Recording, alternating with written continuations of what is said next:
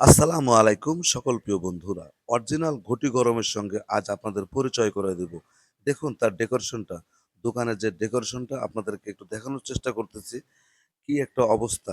আর যেখানে চানাচুরটা রাখা আছে সেই বাক্সটার দিকে একটু খেয়াল করে দেখবেন। আর তার চিড়া ভাজার ভিতরে কিন্তু কোনো একটা চানাচুর, কোনো একটা বাদামের বংশ কিন্তু এর ভিতরে নাই।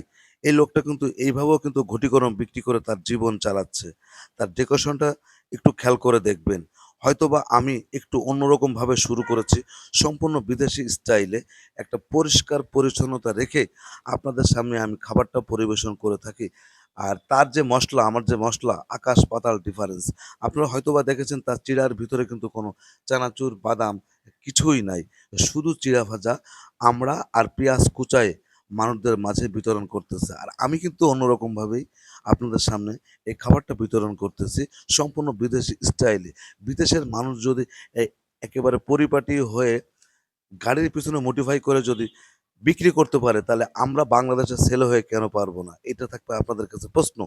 তা যাই হোক, আমি হয়তো ওই লোকের মতন ঘটিকরমটা বেচলে হয়তো আজকের আপনারা আমাকে নিয়ে এত কথা বলতেন না।